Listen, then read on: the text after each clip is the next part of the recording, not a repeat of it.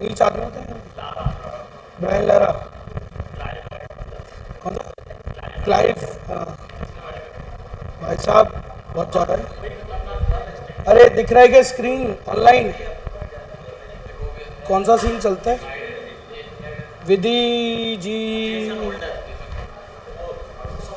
अरे स्क्रीन दिख रही है क्या? थम्स अप कर दो। ओके ठीक है ठीक है ठीक है ठीक है ठीक है। तो अपने को जल्दी जल्दी जल्दी जल्दी जल्दी, मैं तो भाई अभी चालू बोल दूंगा, चालू कर दूंगा मैं तो। नहाना नहाना कौन सा है? PDF PDF PDF. तो सारे काम हो रहे हैं 3 तारीख है ना आज? अरे 2 दिन और आ जाना यार, और क्या करोगे।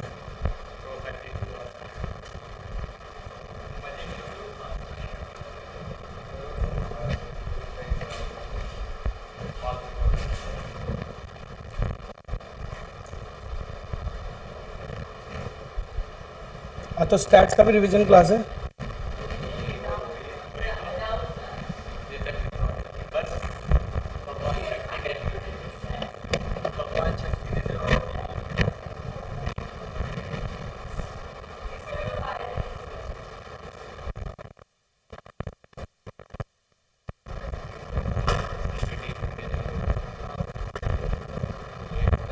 हाँ जी चलो, तो ये स्टार्ट करते हैं आज का वीडियो। कल काम तक फिनिश कर दिया, ये तो बता दो बस।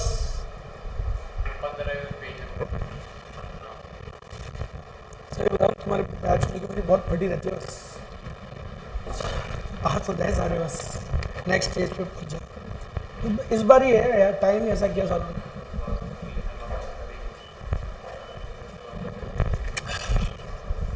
हाँ भाई, हेलो हेलो हेलो हेलो। तो ये लीजिए। हाँ भाई एक बार बस भैया बता दो कल कहाँ तक पढ़ा था अपन ने।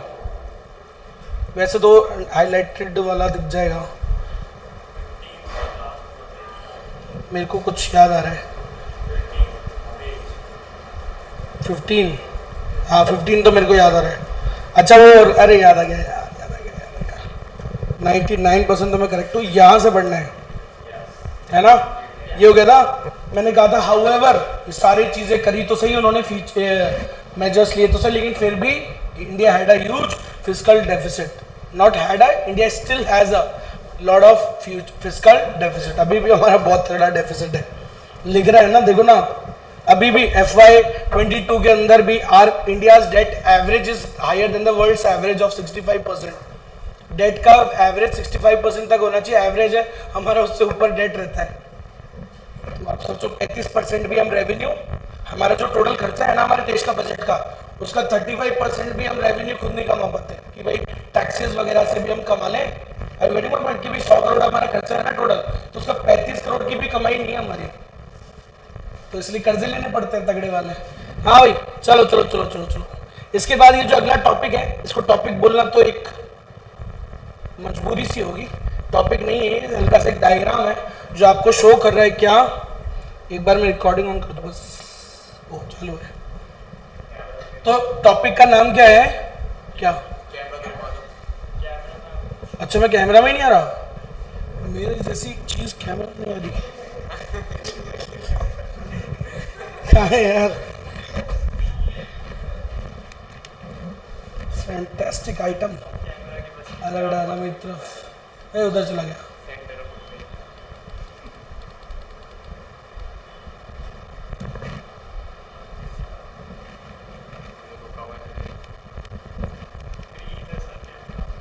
अच्छा ऐसे भी क्या? डिस्प्ले वीडियो एक्टिवेट, ऐसे आता है। चलो हेलो हेलो हेलो, दिख रहा है अब तो सब? ऑनलाइन वाला बेटा सारे बताओ, जो चीज़ दिखने की है वो सब दिख रहा है ना? मतलब मेरी शक्ल, बाद में बगल में PDF एंड एवरीथिंग, ठीक है। चलो तो हमारे आज का टॉपिक क्या है? GDP growth rate post 1991 reforms. हमारी 1991 के रिफॉर्म्स के बाद हमारी क्या ग्रोथ रेट रही, तो यार देखो, ये आपको ना थोड़ा सा अंडरस्टैंडिंग तो जरूर दे देगी ये टेबल को देखो आप, मैंने थोड़ा मेन तो हाईलाइट कर रखा है। देखो जब हमने 1991 में मेजर्स लिए कितनी भयंकर बुरी हालत थी हमारी, जरा देखो जीडीपी ग्रोथ रेट, मतलब ये 1% है, इसको स्टैग्नेंट ही बोलो तो ज्यादा अच्छा है। ये कोई ग्रोथ रेट अगर रुकी हुई है हमारी इकोनॉमी 1% तो कुछ भी नहीं होता सर। फिर उसके बाद देखो, लेकिन जैसे ही हमने ये एलपीजी स्टेप्स लिए, हमने इतने सारे मेजर्स पढ़े ना कल, तो जब हमने कदम उठाए तो हमारी देखो जीडीपी बढ़ने लगी 1992 में 5%, देन 4%, 4 पॉइंट समथिंग 4.7% जीडीपी बढ़ रही है ना, मतलब ग्रोथ हुई 6%, 7%, अच्छी ग्रोथ हो रही है। देखो 7.5, 4 फिर नीचे आई, गिर रही है, ठीक है। तो ऐसे बना देते हैं अपन थोड़ा एरो टाइप। तो देखो 1% के बाद बढ़ी है ना, बढ़ी, अब बढ़ी को क्या लिखेंगे, बढ़ी फिर गिरी, फिर बढ़ी, फिर गिरी, फिर बढ़ी। 1999 में 8.84%। 1999 में क्या हुआ था यार, ऐसा कुछ हुआ था क्या वर्ल्ड इकोनॉमीज या कुछ यार? अच्छा तो उससे बढ़ जाएगी, बोले लूट लाए हम पाकिस्तान से, कारगिल वॉर हुई थी, बात तेरी सही है, लेकिन उससे तो कम हुए होंगे। मैं तो बोल रहा हूँ कि बूस्टअप कैसे हुआ 1999 में, क्या कुछ चल रहा था कि वर्ल्ड में? आई हिंट दिया मैंने अभी, वर्ल्ड में .com companies were started, IT boom था, आईटी बबल बन गया था, बस्ट हो गया, वो बात अलग है बाद में। अब आप देखना बस्ट होगा, इसलिए मैंने बोला। देखो ये हुआ बस्ट, गुब्बारा टूटा और 8 से क्या हो गया, गिरने लग गई। ये लो गिरी गिरी गिरी, संभल भी नहीं पा रही, गिर रही है, सही है। 2002 या 2003 तक चला था हाउसिंग वाला बबल, हाउसिंग बबल बस्ट, याद करो हाउसिंग बबल बस्ट, ठीक है। अब ऑब्वियसली कंटेजियस होता है, आप जानते हो बिजनेस साइकिल, हमारे यहाँ भी प्रभाव तो आएगा ना। और बोलो 2003 के बाद देखो फिर बढ़ रही है सर, है ना, बढ़ रही है। देखो आगे देखा जाए तो 8% 2006 में अच्छी ग्रोथ थी, 7 पॉइंट समथिंग %। 2008 में फिर गिरी, ग्लोबल इकोनॉमिक क्राइसिस, याद करो, रणबीर कपूर। हाँ बेटा, आपकी वॉइस क्रैक हो रही है। अच्छा बेटा, सभी को अगर ऐसा लग रहा है तो बताओ एक बार, ताकि कुछ करा जा सके। सभी को ऐसा लग रहा है या क्या बताइए, वॉइस क्रैक हो रही है? अब यार अभी तो इसका क्या किया जाए, मेरे को तो चलाना नहीं आता है तो।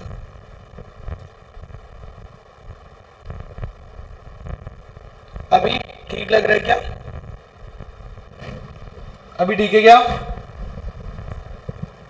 Hello no sir. बेटा इतना ही चलाना आता है यार अभी तो। चलो देखो थोड़ा बहुत ट्राई कर लेना।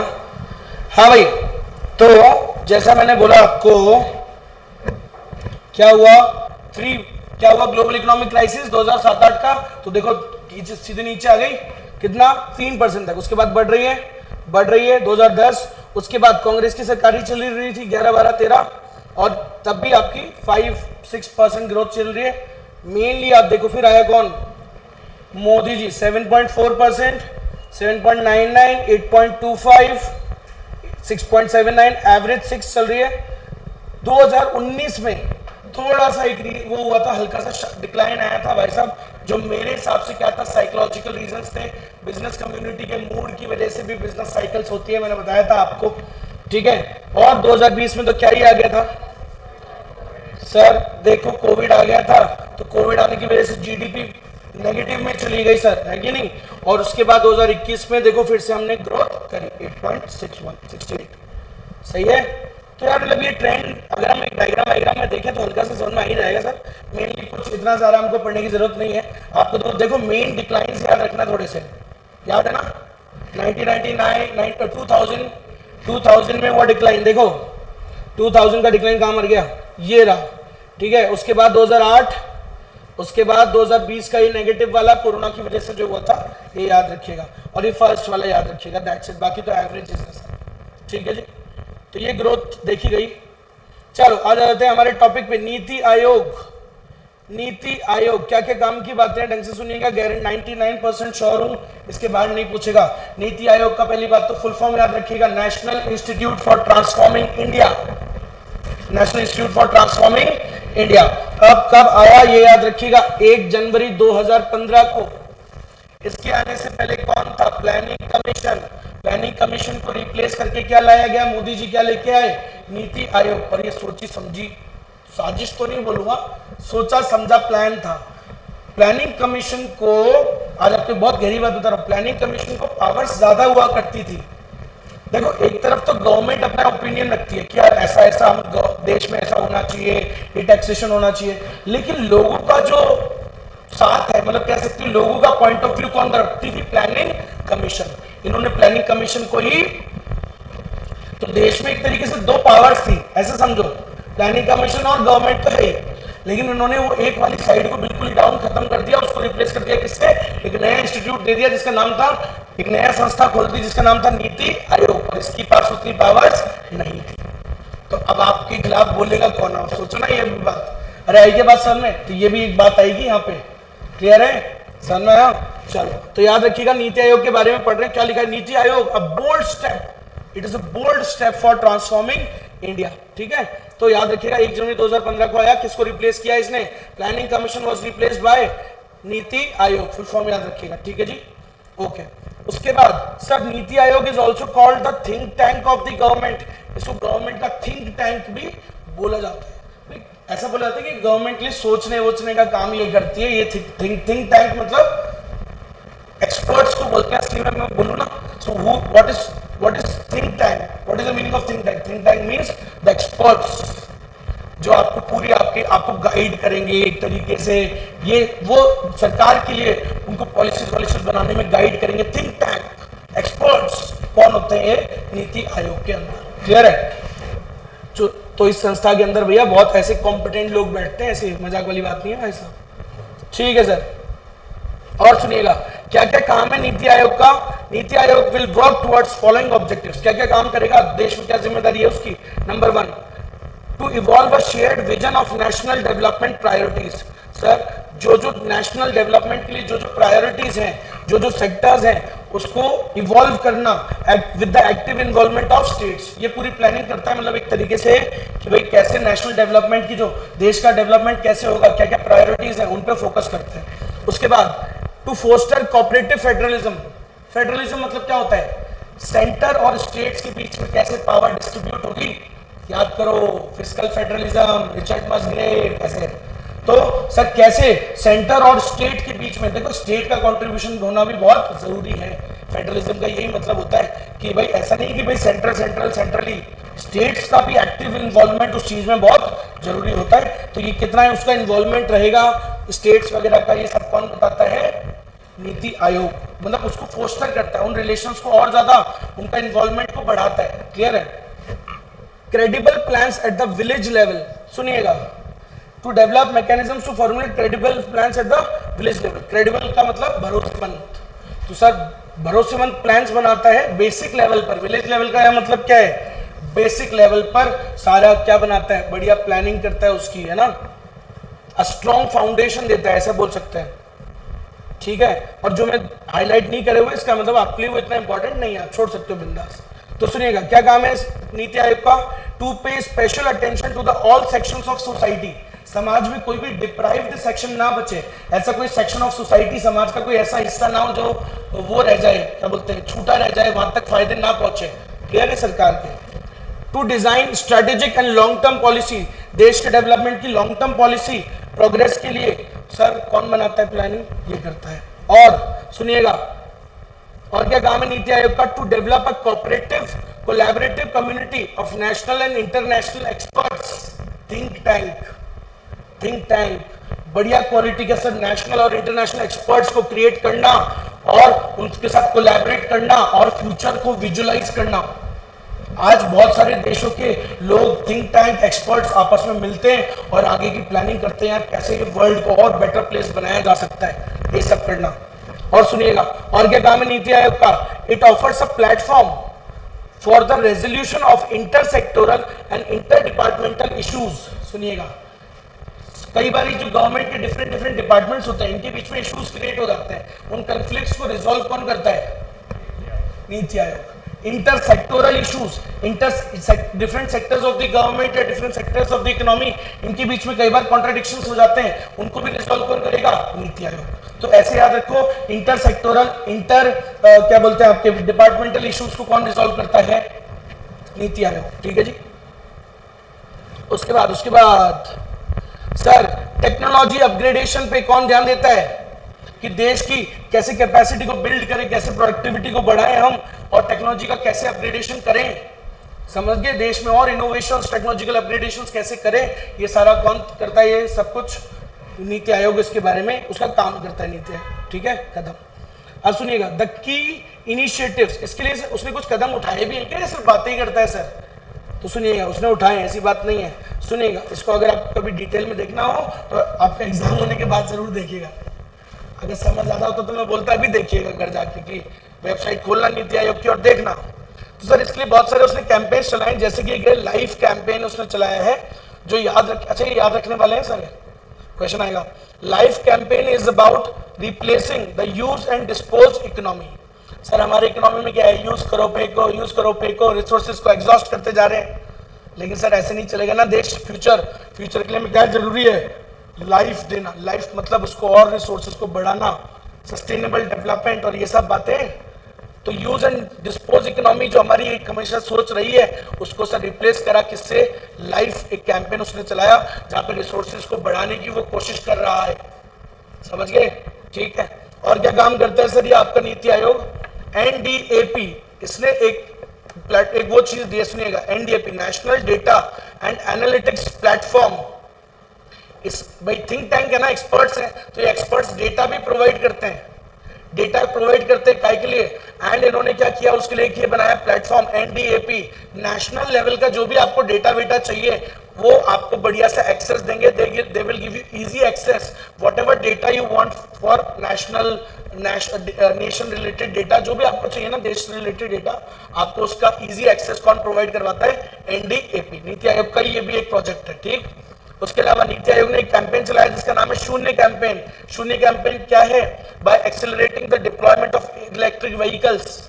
सर इलेक्ट्रिक व्हीकल्स के कैंप और बढ़ाना, उसके लिए उसने कैंपेन चलाया, जीरो एमिशन कह सकते हो आप, क्योंकि सर ईवी गाड़ियों से क्या होता है? 0% एमिशन होता है, क्लोरोफ्लोरोकार्बन वगैरह का 0% एमिशन है, कोई पोल्यूशन नहीं होता। याद रखिएगा, Shunya campaign is related to what?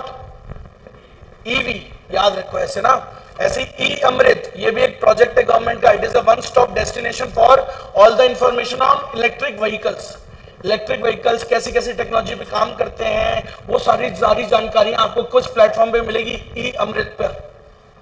कितनी चीजें कर रही है आप सोचो ये नीति आयोग। सर इसके साथ साथ उसने एक और चलाया, IPI, India policy insights. Future का विजन आपको अगर देखना हो कि हमारा देश में क्या चल रहा है, क्या आगे का सोचते हैं हम, तो ये आपको इसके लिए भी इन्होंने एक प्लेटफॉर्म बनाया। ये अच्छे से याद करना भाई, मैं सही बता रहा हूँ, मैं एक वर्ड भी अभी ऐसा नहीं बोलता हूँ जो वेस्ट वाला हो, सारे काम के चल रहे हैं। हाँ भाई ज्यादा है नहीं, बस हो गए साथ। तो ये 3-4 बातें तो मेन याद हो ही जाएगी ना। शून्य कैंपेन, लाइफ वाला, समझ गया, एनडीएपी, ठीक है, फुल फॉर्म याद रखना एनडीएपी का, national data and analytics platform, ठीक है, ई अमृत, ठीक है। मीथेनॉल इकोनॉमी अभी तो काफी चल रही है भाई साहब, गाड़ियां भी आने लग गई मीथेनॉल वाली, बताया था ना मैंने आपको। दे हैव स्टार्टेड रिप्लेसिंग कि भाई अब 100% हमारे देश में गाड़ियां ऐसी आने लग गई हैं जो इथेनॉल पे काम करती हैं। उसके अंदर आपकी गाड़ी में 80 या 70% आपका क्या डलेगा, पेट्रोल डालना है, और उसके साथ 30% यू कैन ऐड मीथेनॉल। तो इससे हमारी क्या हो गई, अब 30% तो कम से कम हमारी जो फ्यूल की जो इंपोर्ट थी वो क्या हो गई, कम, क्योंकि हम फ्यूल में क्या मिक्स कर देते हैं, मीथेनॉल, इथेनॉल वाली चीजें मिक्स कर देते हैं। अभी चल रही है तो बहुत उसमें। तो सुनिएगा, मीथेनॉल इकोनॉमी का प्रोग्राम उसने चालू किया किसने, नीति आयोग ने, और उसका मेन क्या है, पर्पस क्या के लिए चालू किया, to reduce India's oil import bills. अपने आप 30% तो कम हो गया ना तुम्हारा। देख लो, सबसे ज्यादा इंपोर्ट हम क्या करते हैं, सबसे ज्यादा मेन खर्चा किसका है, तेल का ही तो है हमारा, जिसके लिए हमारा फॉरेन एक्सचेंज बहुत ज्यादा चाहिए होता है हमको। तो सर वो तेल का 30% तो खर्चा कम हो गया ना कम से कम। तो इसके लिए क्या चलाया उसने, एक प्रोग्राम मीथेनॉल इकोनॉमी, काय के लिए, to reduce the oil import bills, greenhouse gas emissions and converting the coal reserves and municipal solid waste into methanol. अरे जो आपके घरों से कचरा इकट्ठा करते हैं ना, वो गाना आता है, वो गाना बजाता है घर के बाहर, क्या नाम है वो, स्वच्छ भारत का इरादा इरादा कर लिया हमने, 2 करोड़ के गाने। लेकिन वो क्या करते हैं, वो वेस्ट बोलता है ना कि नीले डब्बे में ये वाला डालो, हरे वाले डब्बे में गीला कचरा सूखा कचरा। Why they are doing this? Because इस वेस्ट को भी they are converting into methanol. और ये प्रोजेक्ट चलाया, कौन चला रहा है? नीति आयोग। क्या नाम है इसका? Methanol economy. क्लियर है क्या? They are converting the coal reserves and this solid waste into what? Methanol. और फिर उसको यूज कर रहे हैं, काय में हमारे इंपोर्ट बिल्स को रिड्यूस करेंगे इससे। समझ में आया? और लास्ट पॉइंट है ट्रांसफॉर्मिंग इंडियाज गोल्ड मार्केट। एक उसने चालू किया एक campaign, it is constituted by NITI Aayog, जिसका नाम क्या है? Transforming India's gold market. इतना याद रखिएगा बस, ठीक है। उसके बाद और सुनो, लास्ट चीज है नीति आयोग के बारे में, सुनो इसकी अब लिमिटेशंस है, आपको लिखना चाहिए यहाँ पे लिमिटेशंस ऑफ नीति आयोग, ठीक है। क्या क्या अभी शॉर्टकमिंग्स है ना, सुनिएगा। Number 1, sir NITI Aayog has a very limited role, वो तो मैंने खुद ही बोला आपको। प्लानिंग कमीशन का रोल बहुत ज्यादा था, इसका रोल काफी कम है। It does not produce national plans, ठीक है। ये कोई ऐसा कोई नेशनल प्लान्स नहीं बनाता, कंट्रोल एक्सपेंडिचर्स को कंट्रोल नहीं करता, स्टेट प्लान्स को रिव्यू नहीं करता। कौन करता था? Planning commission. अरे उसकी औकात ज्यादा थी, उसके पास पावर्स ज्यादा थी, स्टेट के प्लान्स को रिवाइज करता था, नेशनल लेवल के प्लान्स बनाता था।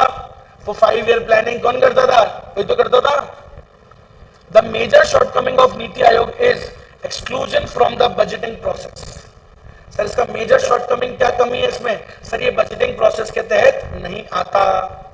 इट ऑल्सो लैक्स ऑटोनॉमी, इसके पास ज्यादा फ्रीडम है नहीं। मोदी जी खींच के रखते हैं इसको, तो मोदी जी के कंट्रोल में सब कुछ, लेकिन ऐसा नहीं होना चाहिए ना, ये बात तो गलत है। चलो, इट लैक्स ऑटोनॉमी। और सुनिएगा, the termination of planning commission has strengthened the hands of ministry of finance. Sir इससे मोदी जी के हाथ, सर प्लानिंग कमीशन को रिप्लेस जैसे ही किया, उसके खत्म होने से पावर्स किसको मिल गई? किसके पास आ गई वो पावर्स? सरक के मिनिस्ट्री ऑफ फाइनेंस, मतलब सेंट्रल गवर्नमेंट के पास आ गई वो पावर्स भी। पहले भाई कम से कम 2 संस्थाएं थी ना, कि एक सरकार कुछ बोल रही है, एक लोगों का पॉइंट ऑफ व्यू कौन बोलता था? Planning commission. लेकिन तुमने लोगों की आवाज ही बंद कर दी, और उससे किसकी ताकत और बढ़ गई? ठीक है, क्योंकि इसके पास, नीति आयोग के पास तो पावर्स है ही नहीं। National institute for transforming India ज्यादा ट्रांसफॉर्म ही कर नहीं सकता, इसके पास उतनी पावर्स है ही नहीं। आई बात समझ में? ठीक है, छोटी सी चीज है ये तो कोई। हाँ भाई सुनिएगा, नीति आयोग लैक्स द इंडिपेंडेंस, है ही नहीं उसको इंडिपेंडेंट पावर्स, सही बात है। And it lacks the independence and power to perform as a counter weight to act as a voice of development concern with the inequities. Sir government की कई बार मान लो कुछ चीजें ठीक भी नहीं है, तो भी सर कम से कम प्लानिंग कमीशन उसके लिए क्या था? एक लोगों की वॉइस लेके जाता था, सही बात है, वॉइस ऑफ डेवलपमेंट। लेकिन सर अब तो उनको कोई अपोज करने वाला है ही नहीं। क्लियर है? ऐसे बोल रहे हैं, खत्म। तो नीति आयोग हो गया इसी के साथ खत्म। अब ध्यान देंगे सब लोग, the current state of the Indian economy, ठीक है। अब ऊपर हेडिंग देखें, जैसे मैंने आपको बोला अभी 20 मिनट्स पढ़ाऊंगा, 20 मिनट्स के बाद देखो भाई जो भी ऑनलाइन हो मैं आपको बता देता हूँ, दूसरी क्लास में हम जाएंगे और फिर वहां से वापस से मीटिंग स्टार्ट करेंगे, ठीक है। So may be I will start the another chapter. अगर मालूम रिकॉर्डिंग नहीं हो पाई स्टैब्लिश, तो मैं फिर नया चैप्टर चालू कर दूंगा, वो रिकॉर्ड करने की जरूरत भी नहीं है मेरे को, क्योंकि कंज्यूमर क्लेम रिकॉर्डेड है ऑलरेडी, ठीक है। तो इसलिए बोल रहा हूँ 20 मिनट अभी यही टॉपिक चलेगा, जितना रिकॉर्ड हो सकता है हो जाएगा, जो हल्का फुल्का बच जाएगा वो कल आते कर लेंगे, क्योंकि छोटा सा ही बचेगा।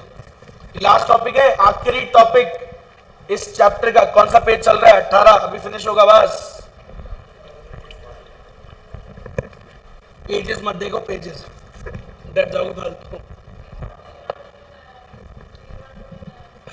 यही तो है ही लिखा हुआ, देखो उसके आगे 100% कोशिश कर रहे हैं इजी वाले आएंगे, ज्यादा नहीं आते। ये डराते हैं ऐसे टॉपिक्स देख के, लेकिन उसमें से इजी आते हैं।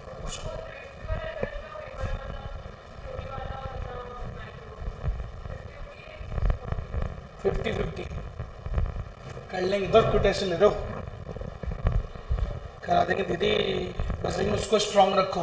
Business economics should be strong, 40 marks minimum उसमें होने चाहिए, इसमें निकाल लेंगे थोड़े बहुत, तो अपन टेंशन नहीं लेते हो। 40-50 आउट ऑफ 50 रखो उसके अंदर। मैंने आपको सिर्फ आपको बोला, सभी लोगों को बोल रहा हूँ, बिजनेस इकोनॉमिक्स में सिर्फ 3 काम करो। मेरे नोट्स जिस चैप्टर को मैंने जैसे पढ़ाया है ना, पूरा फिनिश करो आप, ठीक है। जो थ्योरी और कुछ भी मत छोड़ो, आपको मैं पहले ही बोल रहा हूँ, ठीक है। आपने बीच में याद करो, प्रोडक्शन चैप्टर में मैंने आपको थ्योरी का वीडियो दिए थे, लेकिन पढ़ने वो भी है, land labour capital entrepreneur production में वो पढ़ने, टाइप्स ऑफ कॉस्ट का मैंने आपको वीडियो दिया। मैं आपको याद दिलाता हूँ कौन कौन से वीडियो देखने के लिए बोले होते हैं, इन्हीं के लिए बोला है मैंने, ज्यादा नहीं बोला है। थ्योरी प्रोडक्शन की थोड़ी सी थ्योरी बोली थी, लैंड लेबर कैपिटल एंटरप्रेन्योर, और एक ऑर्गेनाइजेशनल ऑब्जेक्टिव्स वाला टॉपिक था। 5 टाइप के ऑब्जेक्टिव होते हैं, ठीक है। ऐसे मैंने कॉस्ट के अंदर टाइप्स ऑफ कॉस्ट का वीडियो देखने को बोला था, बाकी मैंने ही पढ़ाया था, याद है। मार्केट में मैंने एक वो डायग्राम बनाने वाला चैप्टर आई गेस आपको दिया था घर पे बनाने के लिए, रंग बिरंगा डायग्राम वाला, दैट्स इट। मार्केट बाकी मैंने खुद यहीं पढ़ा है, याद आ गया।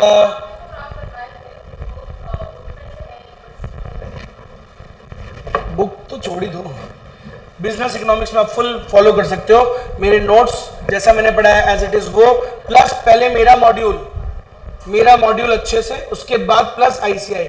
इससे आपको 95% मार्क्स आ जाएंगे पूरे बिजनेस इकोनॉमिक्स में, 95%, और मे बी 100% भी आ सकते हैं। समझ गए? इतना तो कर सकते हो।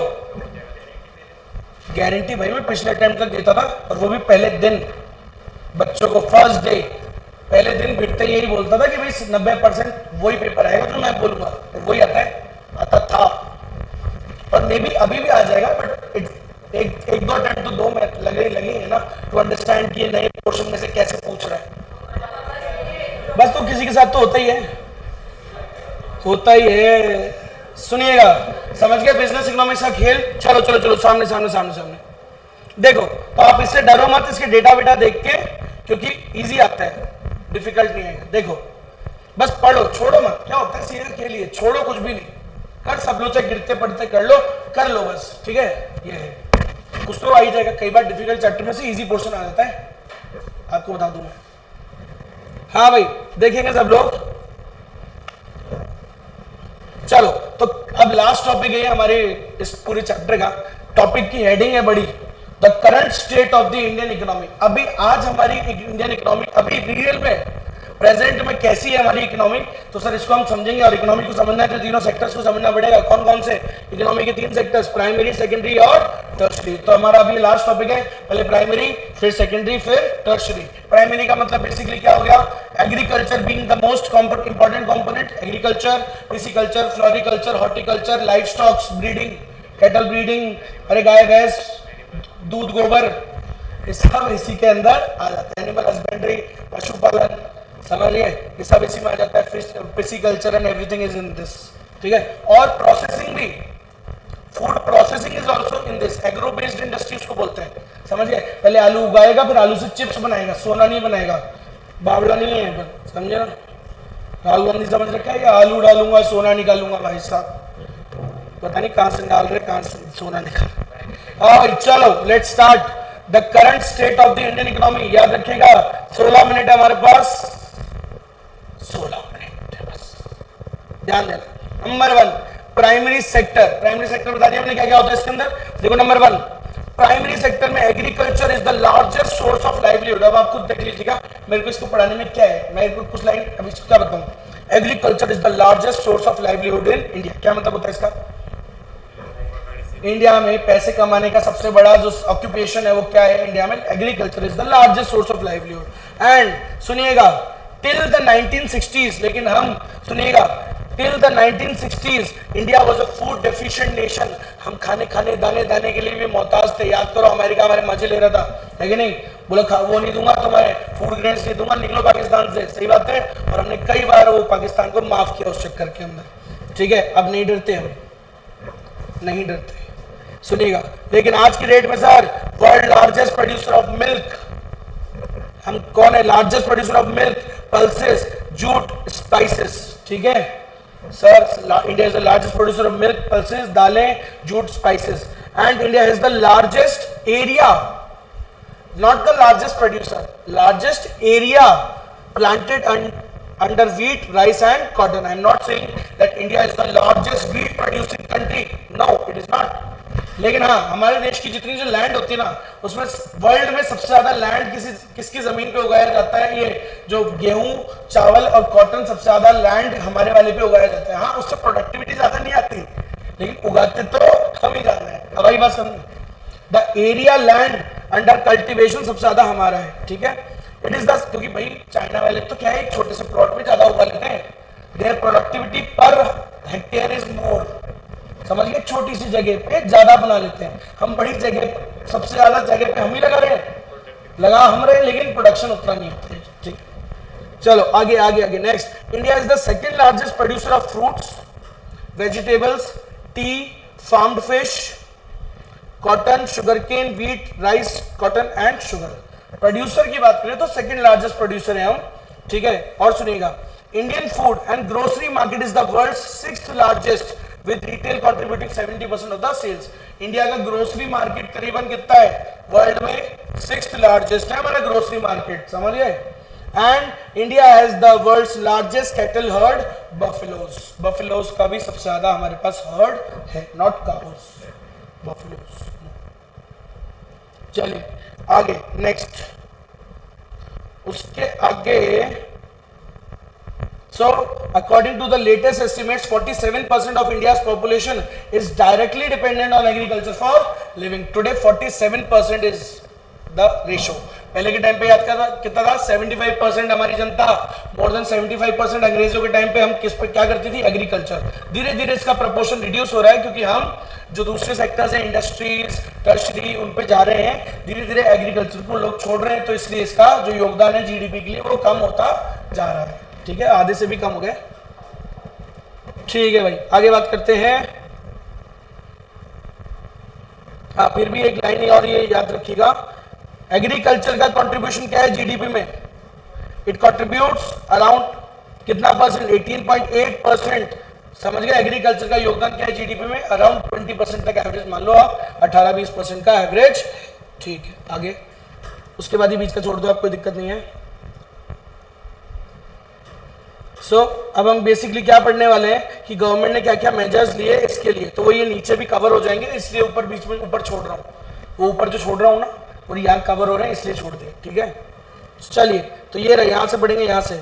So India is among the top 10 exporters of agricultural products in the world. World में टॉप 10 प्रोड्यूसर्स में है एग्रीकल्चर के अंदर, हम एक्सपोर्टर्स के अंदर, ठीक है। Agriculture and processed food export, अब ये फुल फॉर्म याद रखिएगा, एपीडा, एग्रीकल्चर, ए मतलब agriculture, processed export development authority.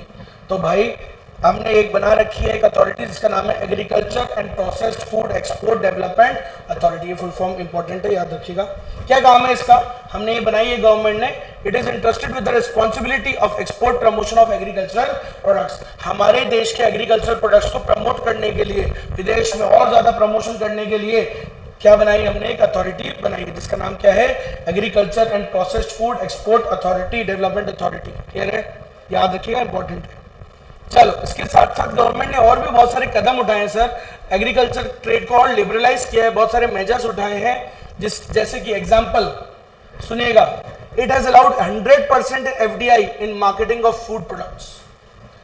Food products की मार्केटिंग करने की कंपनी है लोकेश की, इसके अंदर अगर कोई फॉरेन इन्वेस्टर एफडीआई लगाना चाहता है इसी कंपनी में, ठीक है, क्या करता है, फूड प्रोडक्ट्स खरीदता है और उनको बेचता है जो फार्मर से लेकर के, ठीक है, तो उसकी कंपनी, ऐसी कंपनी के अंदर एफडीआई 100% अलाउ कर दिया सरकार ने, कोई भी विदेशी इन्वेस्टर आ सकता है और 100% इसकी कंपनी में एक्वायर कर सकता है। क्लियर है sir, and they are given 100% full permission under automatic route. Full permission allowed in automatic route is given by RBI, जिसके अंदर ऑटोमेटिकली आती परमिशन फटाफट मिल जाती है। क्लियर है, so if someone wants to invest in agricultural marketing business, तो आप आराम से 100% इन्वेस्टमेंट फॉरेन इन्वेस्टर कर सकता है। क्लियर, चलो उसके बाद सरकार ने इसलिए बहुत सारे कौन कौन से कदम उठाए सुनिएगा।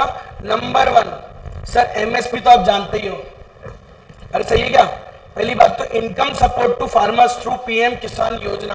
पीएम किसान योजना है जो मतलब प्राइम मिनिस्टर के फंड से किसानों को, फार्मर्स को लोन वोन माफ नहीं कर देते क्या, अरे उनके कर्जे माफ कर देते हैं फार्मर्स के। अड़चन मजे भाई साहब हमारे देश में, हमारे गांव में हमारे चाचा वाचा क्या करते हैं, every year they take 3-4 lakh loan rupees from the government and सरकारें बदलती है और वो लोन को माफ कर देती है। मैंने कहा ये फंड चल रहा है, सही बढ़िया, लोन ले लो, मस्त एंजॉय कर लेते हैं एंड चुकाना पड़ता नहीं है क्योंकि सरकार बदल जाती है जब तक, और सरकार माफ कर देती है लोन्स।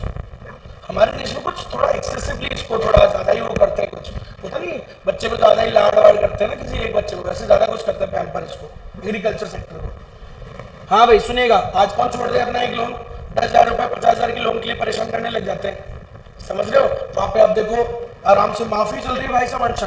तो खैर जो भी है करती तो है गवर्नमेंट मेजर्स, देखो खूब सारे मदद दी है। सुनिएगा, इसके लिए सरकार और क्या देती है, एमएसपी मिनिमम सपोर्ट प्राइस, कि इन एनी सिचुएशन आपकी जो प्रोड्यूस है फार्मर्स की, टेंशन मतलब इतना तो पैसा हम आपको मिलेगा ही मिलेगा, अगर मार्केट में नहीं मिला तो हम आपका वो खरीद लेंगे, पूरा का पूरा स्टॉक खरीद लेते हैं। देख लो गन्ने वन्ने के किसान वगैरह का एमएसपी डिसाइड होता है कि इतना रुपए टन, तो अगर उनका कहीं नहीं बिकता मार्केट के अंदर तो गवर्नमेंट परचेज कर लेती है किसान, इसको बोलते हैं एमएसपी मिनिमम सपोर्ट प्राइसेस।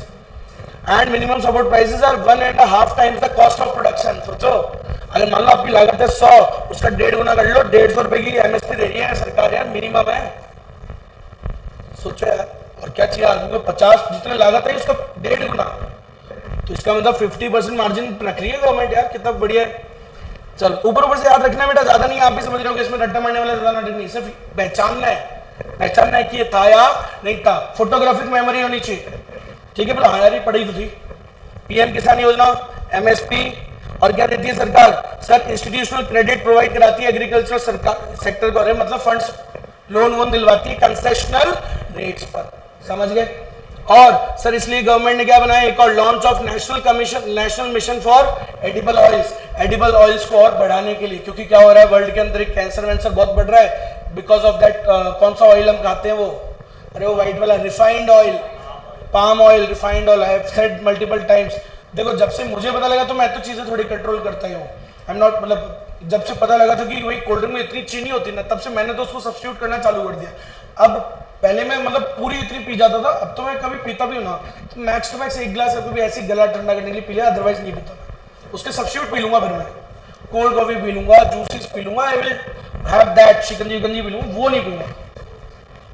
वो मत पूछे, गंदे वर्ड से बोलूंगा फिर मैं, बहुत ही गंदी होती है, लीड पॉटी शिट बहुत गंदी होती है, मतलब सच्ची में ऐसे मन किया कि फेंकूं मुंह मार के उसके मुंह पे, इतनी गंदी कोक, गंदी गंदी गंदी, याद ही मत दिला तो वो दिन लिटरली लगा मैंने बाथरूम में डाल दो उसको पूरी को, वेस्ट ऑफ मनी। हाँ भाई सुनिएगा, सर गवर्नमेंट ने और क्या किया, ये फुल फॉर्म याद रखिएगा, प्रधानमंत्री फसल बीमा योजना, नाम में ही है फसल बीमा योजना, एग्रीकल्चर प्रोड्यूस को क्या दिलाना, इंश्योरेंस, इसकी भी इंश्योरेंस उसने वही चालू कराई।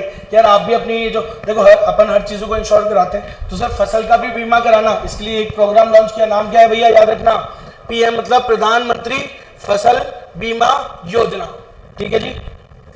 ताकि फार्मर्स को कभी भी कि जो बारिश ओले वोले गिर जाते हैं, उनकी पूरी फसल खराब हो जाती है ना सर, तो ये क्रॉप लॉस जो हो रहा है, क्रॉप से जो डैमेज हुआ उसके लिए उनको क्या मिल पाए, प्रोटेक्शन। आज अपने को भी तो मिलती है चीजों में प्रोटेक्शन है, समझ गए। MIDH मिनिस्ट्री ऑफ एम मतलब ministry of integrated development of horticulture. Horticulture कौन सा होता है, हॉर्टिकल्चर होता है फ्रूट्स वाला, तो फ्रूट्स वाले को और बढ़ाने के लिए उन्होंने क्या बनाया है, MIDH बनाया, याद रखना भाई अच्छे से, ठीक है। उसके अलावा परंपरागत कृषि विकास योजना, PK परंपरागत ट्रेडिशनल, तो ट्रेडिशनल है ओहो organic farming, hint traditional farming पहले वाली, without chemical fertilisers and everything, तो दैट इज ऑर्गेनिक फार्मिंग ना। तो भाई उसको प्रमोट करने के लिए सर बहुत क्या सरकार ने क्या बनाया, ये PKVI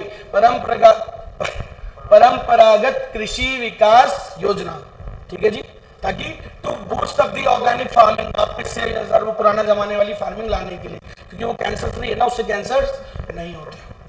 नेक्स्ट इसके बाद सरकार क्या कर रही है sir, agricultural infrastructure fund government ने बनाया है, एग्री इंफ्रास्ट्रक्चर फंड, और ये क्या करता है, medium and long term finance provide कराता है, किसको, फॉर एग्रीकल्चर, फॉर फार्मर्स, कि उनको ट्रैक्टर खरीदना है, तो भाई ट्रैक्टर खरीदना कोई शॉर्ट टर्म लोन थोड़ी 3 महीने बाद दे देगा, वो 4-5-6 साल लोन में देगा यार लोन, तो मीडियम और लॉन्ग टर्म लोन दिलवाने के लिए गवर्नमेंट ने क्या बनाया, ये एग्री इंफ्रास्ट्रक्चर फंड बनाया है, क्लियर है। यहाँ से उसको वो क्या देता है, फंडिंग देता है, किन को मीडियम टर्म के लिए चाहिए, 2-3 साल के लिए लोन, या लॉन्ग टर्म के लिए चाहिए, ठीक है। इसके बाद farmer producers organisations, sir farmers की वो कोऑपरेटिव सोसाइटी वगैरह ये सब बनवाते हैं। और ये एक और बात ये भी याद है, PDMC पर ड्रॉप मोर क्रॉप, PDMC पर ड्रॉप मोर क्रॉप, क्लियर है? पर ड्रॉप मीन्स लगभग हिंट आ जाएगा ना कहीं से, ड्रॉप मतलब वाटर रिलेटेड होगा कुछ। तो सर ताकि to increase the water use efficiency at the farm level. Sir अभी पहले देखो, पहले क्या होता था, फसलों पे पानी दिए जा रहे हैं, अब धरती है, गर्मी है तो पानी तो जल्दी सूखेगी, लेकिन आजकल वो पॉली हाउस फार्मिंग चालू हो गई बेटा। पॉली हाउस फार्मिंग पता है, समय का अभाव है, नहीं तो वैसे वैसे मस्त दिखाऊं तुम्हें ऐसे मजेदार। Poly house like this. देखो ये देखो, अब इसके अंदर क्या करते हैं, देखो आप ऐसे हाउसेस बन रहे फार्मिंग के लिए। सो अब आप सोचो उतना ये जो कंट्रोल, जो टेम्परेचर कंडीशंस इनको वो कंट्रोल कर रहे हैं, तो अब धूप इतनी जाएगी नहीं, तो यहाँ कम कम पानी में काम चलेगा। और इससे भी नई नई बढ़िया बढ़िया तरीके की भाई साहब टेक्नोलॉजी आ गई है एग्रीकल्चर में, जो it saves lot of water. So per drop more crop, मजेदार खेल, सही है। ये देखो थैली लगा दी भाई साहब,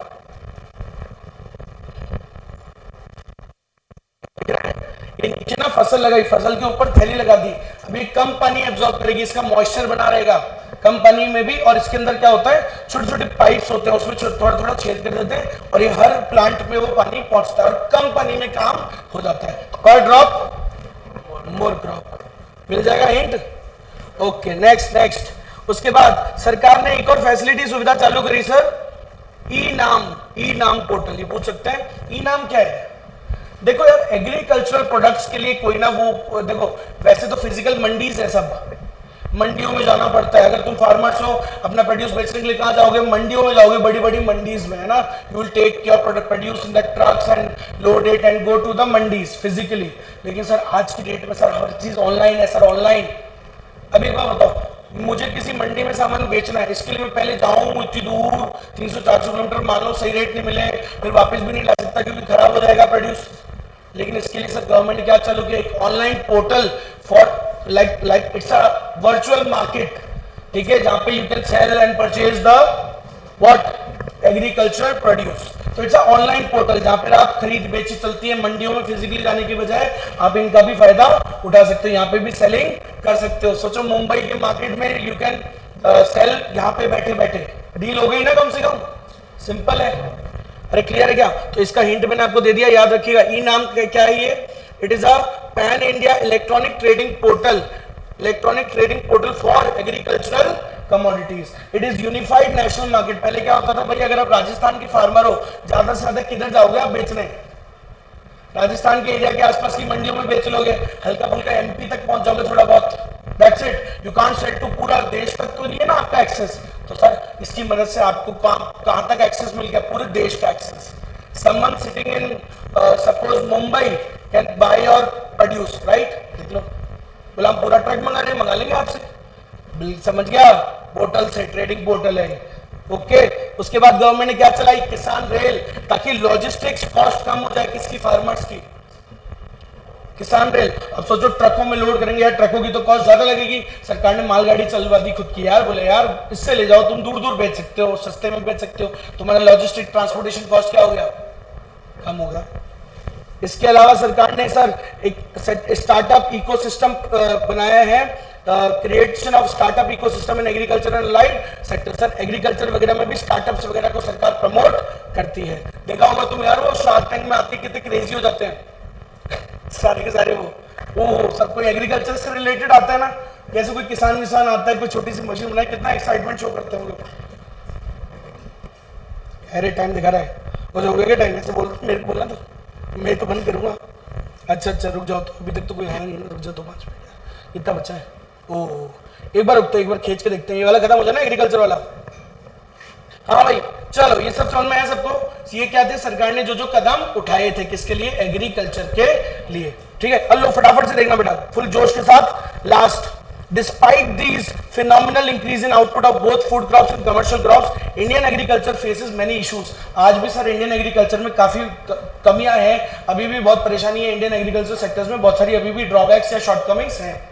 नंबर 1 सर, अभी भी जो लैंड होल्डिंग्स हैं, they are what, small and fragmented. अरे छोटे छोटे लैंड है सर, इतने बड़े बड़े लैंड्स है नहीं कि सर प्रोडक्टिविटी बहुत ज्यादा हो, छोटे छोटे लैंड है, फ्रेगमेंटेड है। एक आदमी की मान लो जमीन है लेकिन वो 4 जगह बटी हुई है, एक प्लॉट इधर है छोटी सी जगह, एक जमीन छोटी सी उधर है, तो यार ऐसे बटी हुई तो कॉस्ट ज्यादा आती है ना इधर।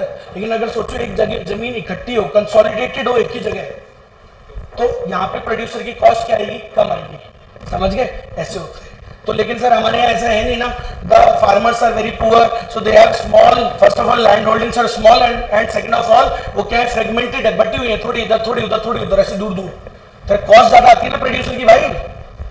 ठीक है, उसके बाद नेक्स्ट सर क्या प्रॉब्लम है हमारे फार्मिंग में अभी भी, सर प्रोडक्टिविटी बहुत कम है। एक जमीन पे जितना उत्पादन चाइना कर लेता है हम उतना नहीं कर पाते। चाइना हमसे 3-4 गुना ज्यादा प्रोडक्शन निकाल लेता है एक लैंड के ऊपर, समझ जाओ। उसके बाद सर हमारे यहाँ सब्सिस्टेंस फार्मिंग बहुत होती है, वैसे ही थोड़ा सा आउटपुट और वो भी हम खुद ही में यूज कर लेते हैं, तो मार्केट में बेचने के लिए क्या बचता है, कुछ बचता ही नहीं है। वेरी लिटिल मार्केटेबल सरप्लस, बचता ही नहीं बेचने के लिए ज्यादा। सर जो फार्मर्स है उनकी इनकम भी क्या है, लोअर लेवल ऑफ इनकम है। क्लियर है क्या, अरे बोलो भैया, अभी और सुनना, फटाफट फटाफट खत्म होने वाला है बस ये। सर अभी भी हमारे यहाँ जो फार्मिंग है वो क्या है, अनसाइंटिफिक है अभी भी सर, उतना ज्यादा मॉडर्नाइजेशन नहीं आया है। Wasteful agricultural practices lead to desertification, हम मतलब कुछ भी तकनीकें लगाते रहते हैं, खुरापात करते रहते हैं, हमें ज्यादा अभी भी ज्ञान साइंस वाइंस नहीं है।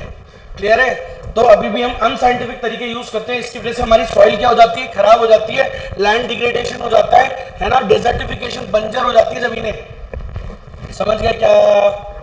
उसके बाद इनएडिक्वेट agro processing infrastructure, sir agro मतलब एग्रीकल्चरल जो प्रोड्यूस हो रहा है फसल, उसको प्रोसेस करना, मान लो आलू है, आलू से चिप्स बनाना, उसको प्रोसेसिंग बोलते हैं, समझ गए। वो मान लो मूंगफली है, मूंगफली से मूंगफली का तेल बनाना, तो प्रोसेसिंग इंडस्ट्री की हमारे यहाँ क्या है, अभी भी बहुत कमी है। सो एग्रो प्रोसेसिंग इंफ्रास्ट्रक्चर अभी भी हमारे यहाँ पे इनएडिक्वेट है, जितना चाहिए उतना नहीं है। Sluggish agricultural diversification to higher value commodities, हम अभी भी सर वही क्या है, गेहूं चावल और 2-3 दालें वाले इतना ही सोचते हैं हम। सर बड़ी बड़ी जो हायर वैल्यू कमोडिटीज हैं, वो सुपर ब्रेन क्या बोलते हैं, कौन से फ्रूट्स होते हैं यार वो, अरे महंगे वाले फ्रूट्स यार, अरे नाम बोलो ना यार कुछ यार, महंगे वाले fruits, that dragon fruit and then broccoli, वो सब नहीं बना रहे सर। हायर वैल्यू कमोडिटीज पे डाइवर्सिफाई अभी भी हमने उतना नहीं किया है, हम उनकी घिसी पिट्टी 2-3-4 चीजें बनाते हैं। समझ गए कि नहीं समझ गए। सो डाइवर्सिफिकेशन एग्रीकल्चर में हमने ज्यादा काम को डाइवर्सिफाई नहीं किया टू हायर वैल्यू कमोडिटीज, हम वही छोटी मोटी 2-4 चीजों में फंसे पड़े हैं। ठीक है जी। Poor adoption of new agricultural technology, जो नई नई टेक्नोलॉजी आ रही है बढ़िया बढ़िया, उसको हमने अभी भी उतना ज्यादा अडॉप्ट नहीं किया है, बहुत ज्यादा पुराने तरीकों से चल रहे हैं हम, अभी भी बहुत ज्यादा अपग्रेडेशन हमारी टेक्नोलॉजी में नहीं हुआ है। जबकि आप जाओ यूएसए के अंदर, मतलब एक बाप एक बेटी और 1-2 बच्चे और एक्स्ट्रा वाले, वो सारे मिलके क्या कर लेते हैं, पूरा बड़ी लैंड्स को 10-10 एकड़ की लैंड को पूरा फार्मिंग कर रहे हैं, प्लस फार्मिंग करके चिप्स बना के पैकेज करके बेच रहे हैं, रेडी प्रोड्यूस करके चिप्स बना के बेच रहे। सुनो सोचो, फुल जीरो से लेके पूरा फिनिश गुड बना के बेच रहे, जस्ट 4 जने, और लैंड मतलब मासिव। समझ रहा है मेरी बात, ऐसा देखता हूँ मैं वीडियोस विदेशी। Next, ineffective credit delivery, sir ये एग्रीकल्चरल फंड्स वगैरह तो बनाए खूब, लेकिन सर वो डिलीवरी सिस्टम उनका ठीक नहीं है। जब समय पे उनको फंड्स चाहिए होते हैं तो मिलते नहीं है, और मिलते भी तो उनका हाई एक्सप्लॉयटेशन होता है। ठीक है, उसके बाद सर इसके बाद जो बीच वाले आप चाहो तो रीड कर सकते हैं, इनको कोई दिक्कत नहीं है। हाई फूड प्राइस वोलेटिलिटी, इनकी सर प्राइसेस ऊपर नीचे होती रहती है, कभी दाम अच्छे मिलते हैं, कभी दाम अच्छे नहीं मिलते। समझ में आई मेरी बात। उसके बाद heavy dependence on monsoon, still we depend lot of on monsoon. हमारा एग्रीकल्चर अभी भी किस पे डिपेंडेंट है, रेनफॉल पे अच्छी होगी तो एग्रीकल्चर अच्छा होता है, वो नहीं होती बारिश अच्छी नहीं होगी तो नहीं होगा, क्योंकि अभी भी हमारा डिपेंडेंसी मॉनसून पे बहुत ज्यादा है। मतलब इरिगेशन सिस्टम्स वगैरह अभी भी इनकी बहुत क्या है, इनएडिक्वेसी है, कमी है। अरे बोलो समझेगा, लास्ट। उसके बाद sir issues related to marketing, sir इन बेचारों को सर इनका कोई मार्केटिंग नहीं हो पाती। क्लियर है, कस्टमर्स तक एक्सेस इनका नहीं पहुंच पाता, तो कई बार ये जो फार्मर्स हैं कम दाम पे मार्केट में बेच के आ जाते हैं, मंडी में इनका एक्सप्लॉयटेशन हो जाता है, because they don't know how to market their products. आज अपन चीजों को जानते हैं कि मार्केट करना, मार्केटिंग करना, अपने प्रोडक्ट को एड वैड बनाना, सर ये कहाँ जानते हैं बेचारे। इनकी मार्केटिंग करने वाला, इनके लिए बार्गेन करने वाला कोई होता ही नहीं है, यस और नो। उसके बाद सुनिएगा, इनएडिक्वेट पोस्ट हार्वेस्ट इंफ्रास्ट्रक्चर, अरे वही एग्रो बेस्ड इंडस्ट्री की हमारे यहाँ क्या है, कमी है। पोस्ट हार्वेस्ट इंफ्रास्ट्रक्चर में वेयर हाउसिंग भी आ गया, वेयर हाउसेस की कमी है। कहाँ रखोगे? हार्वेस्ट कर लिया, फसल कट गई, अब कहाँ रखोगे सर? रखने के लिए हमारे पास वेयर हाउसेज नहीं है, so we have to sell in whatever price we get. याद करो सप्लाई चैप्टर हमने पढ़ा, कम दाम पे भी बेचना पड़ता है सर, लॉ ऑफ सप्लाई के अगेंस्ट में बात क्या करें, लेकिन बेचना पड़ता है क्योंकि we don't have post harvest infrastructure. अरे बोलो यस और नो। तो बेटा इसी के साथ हमारा एग्री प्राइमरी सेक्टर का खेल खत्म हो जाता है। और अब आने वाले शायद 30 मिनट में मेरे भी कभी भी मिल जाए, शायद आज ही अभी वहां मिल जाएगा अगर, तो मैं वहां बना दूंगा वीडियो, अदरवाइज कल हम इसका वीडियो बना देंगे। और खेल खत्म है, चैप्टर खत्म है, पेज नंबर देख सकते हो आप 21। अरे खत्म है, ठीक है, आधे घंटे में अब ये खत्म है मामला। 2 ही सेक्टर्स बचे, कौन कौन से? सेकेंडरी और टर्शियरी। खत्म है, समझ में आया सभी को? चलिए, तो मैं अभी वापस से मिलते हैं दूसरी क्लास में। ऑनलाइन बैठे हुए बच्चे